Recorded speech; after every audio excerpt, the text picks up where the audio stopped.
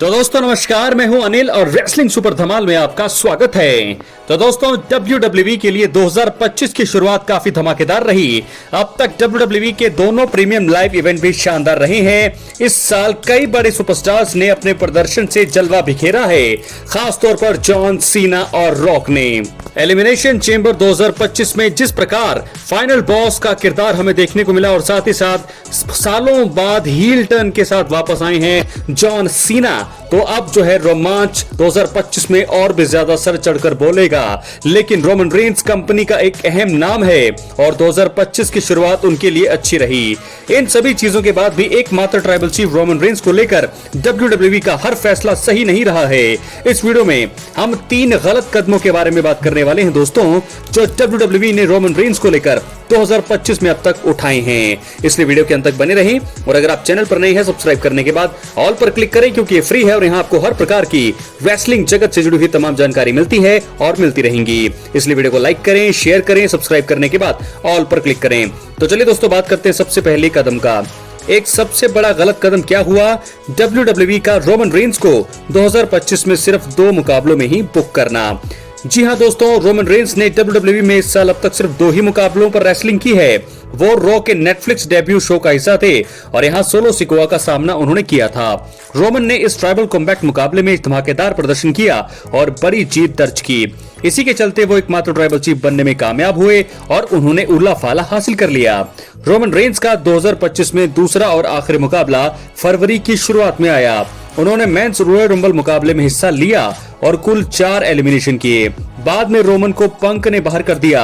असली tribal chief की star power से फैंस अच्छे से परिचित भी हैं दोस्तों। WWE ने रोमन को अब तक सिर्फ 2 ही मुकाबलों में बुक करने की बहुत ही बड़ी गलती की है। इतने समय में रोमन के कम से कम 3 या 4 मुकाबले तो हो जाने चाहिए थे और उनको रेसलमेनिया 41 के बिल्डअप में भी होना चाहिए था। तो ये सबसे बड़ी गलती करी है WWE ने। बहुत ही बड़ा गलत कदम उठाया है रोमन रेंस को लेकर के। सिर्फ 2 ही मुकाबलों में अब तक बुक किया है और आपको बता दूं कि मार्च अब शुरू हो चुका है। बात करेंगे दूसरे गलत कदम का, रोमन रेंस का WWE से ज्यादातर समय ब्रेक पर ही रहना। जी हाँ दोस्तों, आपको बता दें जिस प्रकार मैं बात कर रहा था कि 2025 की शुरुआत में 2 महीने से ज्यादा बीत चुके हैं और इसी बीच रोमन रेंस की सिर्फ 2 ही अपीयरेंस हमें देखने को मिली है। असली ट्राइबल चीफ WWE के सबसे बड़े सुपरस्टार हैं। रोमन ने 2025 में अब तक जो 2 मुकाबले लड़े हैं वो दोनों ही बेहद जरूरी रहे हैं। रेंस इन सभी चीजों के बाद भी इन मैचों को प्रमोट करने या इनकी हाइप बनाने के लिए भी नहीं आए। असली ट्राइबल चीफ को कम से कम 1-2 एपिसोड में आकर मैच के लिए स्टोरी आगे बढ़ानी चाहिए थी। रोमन रेंस के पास साल 2025 के पहले स्मैकडाउन में आकर ट्राइबल कॉम्बैट मुकाबले को हाइप करने का मौका था, लेकिन वो नहीं आए। रोमन रेंस को रॉयल रंबल मुकाबले में एंट्री का ऐलान करने के लिए बुक भी नहीं किया गया। ये काम भी पॉल हेमन ही करते हुए नजर आए। रॉयल रंबल 2025 के बाद रोमन चोटिल होने के एंकर के चलते पूरी तरह से अब गायब हैं।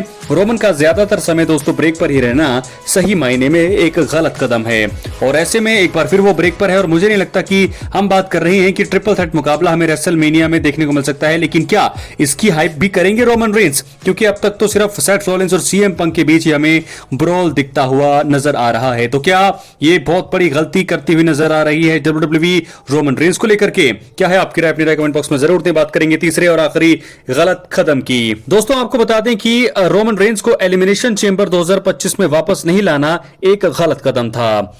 जी हाँ दोस्तों, आपको बता दें कि एलिमिनेशन चेंबर 2025 इवेंट धमाकेदार रहा। फैंस जो है शो से पहले रोमन रेंस को लेकर अलग अलग तरह के कयास लगा रहे थे। ऐसा महसूस हो रहा था कि असली ट्राइबल चीफ का इवेंट में जो है रिटर्न देखने को मिलेगा। उनके शो में आने का सेंस भी काफी हद तक बन रहा था। वो आकर सेथ रॉलिंस और सीएम पंक से बदला लेकर स्टोरी शुरू कर सकते थे। इसके साथ ही वो मुझे लग रहा था कि रॉक भी शो में थे तो रोमन वहां भी कोई किरदार निभा सकते थे। जब सीएम पंक और सेथ रॉलिंस का हमें देखने को मिला वहां जब वो नहीं आए, जब जॉन सीना जीते और जब जॉन सीना रिंग पर थे और रॉक कोडी रोड्स भी वहां पर थे, ट्रेविस स्कॉट भी वहां पर थे, हमें लग रहा था कि रोमन रेंस रिटर्न कर सकते हैं, लेकिन ऐसा भी नहीं हुआ। इन सभी चीजों के बाद भी रोमन रेंस की वापसी एलिमिनेशन चेंबर 2025 में नहीं कराई। इवेंट ब्लॉकबस्टर था, लेकिन रोमन के आने से शो और भी बेहतर बन पाता। रेंस की वापसी 21 मार्च 2025 के लिए अनाउंस की गई है। ऐसे में अगर उसके पहले ही एलिमिनेशन चेंबर जैसे बड़े इवेंट में ट्राइबल चीफ आ जाते तो फैंस की खुशी का ठिकाना नहीं रहता। तो इस प्रकार 3 बड़े गलत कदम जो WWE ने रोमन रेंस को लेकर अब तक 2025 में उठाए हैं। क्या है आपकी राय? अपनी राय कमेंट बॉक्स में जरूर दें। चैनल पर नए हैं, सब्सक्राइब करने के बाद ऑल पर क्लिक करें। तो दोस्तों क्या लगता है आपको, क्या यहां पर वजह रही होगी रोमन रेंस की WWE की? क्योंकि यहां पर रोमन रेंस का आना बहुत ही ज्यादा जरूरी भी था और रोमन रेंस के लिए कहा जा रहा है कि रेसलमेनिया 41 के लिए वो ट्रिपल थ्रेट मुकाबले में सीएम पंक और सेथ रॉलिंस से लड़ेंगे, लेकिन उसकी हाइप कौन बनाएगा ये देखने वाली बात होगी, क्योंकि जब तक हाइप नहीं होगी तब तक मुकाबले का मजा और रोमांच नहीं आएगा। तो ऐसे में अगर वो अब सीधा ही रेसलमेनिया में आएंगे तो फिर उसका कोई सेंस बनेगा नहीं। कहीं ऐसा ना हो कि रेसलमेनिया 41 के लिए अनाउंसमेंट हो जाए और रोमन आए ही ना, वो सीधा रेसलमेनिया में आए, तो ये भी एक गलत कदम होगा WWE की तरफ से। अपनी राय कमेंट बॉक्स में जरूर दें। चैनल पर नए हैं, सब्सक्राइब जरूर करें। बात करेंगे अब हम अगली स्टोरी की तरफ जो जुड़ी है John Cena, heal John Cena से। जी हां दोस्तों, आपको बता दें जैसा कि रेसलमेनिया 41 में जॉन सीना के पास इतिहास रचने का मौका है। वो कोडी रोड्स से अनडिस्प्यूटेड WWE चैंपियनशिप के लिए लड़ने वाले हैं। फैंस दोनों के बीच मुकाबले को लेकर काफी ज्यादा एक्साइटेड भी हैं और अब एक फॉर्मर राइटर का मानना है कि सीना को रिकॉर्ड 17 टाइम वर्ल्ड चैंपियन बनाना WWE को बहुत फायदा करा सकता है। जी हां दोस्तों, स्पोर्ट्स किडर रेसलिंग के राइटिंग विद रूसो शो पर रेसलिंग दिग्गज विंस रूसो ने बहुत ही बड़ी भविष्यवाणी अब कर दी है। उन्होंने कहा है कि जॉन सीना को जीत मिलनी चाहिए। उन्होंने कारण बताते हुए कहा कि WWE को जॉन सीना को चैंपियन बनाने से भविष्य में अलग अलग तरह की चीजें करने और उन्हें तगड़े विरोधी देने का मौका होगा। रूसो के अनुसार WWE जॉन सीना के रन को खींचते हुए फायदा उठा सकता है। उन्होंने बड़ा बयान देते हुए कहा उन्हें यानी कि WWE को काफी सारा कंटेंट चाहिए। अगर आप जॉन सीना को हारने के लिए बुक करेंगे तो काफी सारा कंटेंट खो देंगे।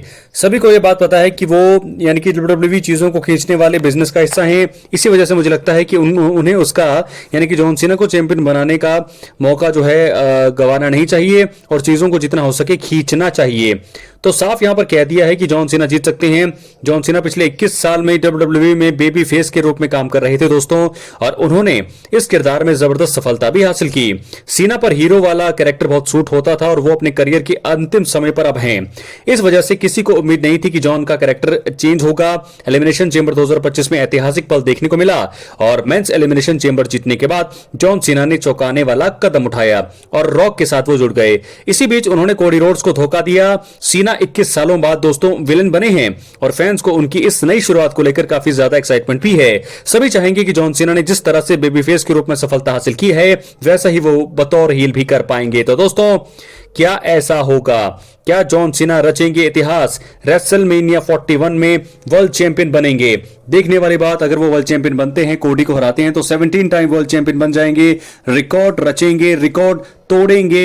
ऐसा होना बहुत ही ज्यादा जरूरी भी है जॉन सीना फैंस के लिए और खुद हील जॉन सीना के लिए भी। बहुत सारी स्टोरी भी आगे हमें देखने को मिलेगी। जैसा कि विंस रूसो ने कहा कि अगर जॉन सीना चैंपियन बनते हैं तो काफी ज्यादा कंटेंट होगा WWE के पास, तो उस कंटेंट को आगे भी यूज करने के लिए जॉन सीना को चैंपियन बनाना चाहिए। तो क्या है आपकी राय? अपनी राय कमेंट बॉक्स में जरूर दें। चैनल पर नए हैं, सब्सक्राइब करने के बाद ऑल पर क्लिक करें। मिलते अगली वीडियो में। बहुत बहुत धन्यवाद।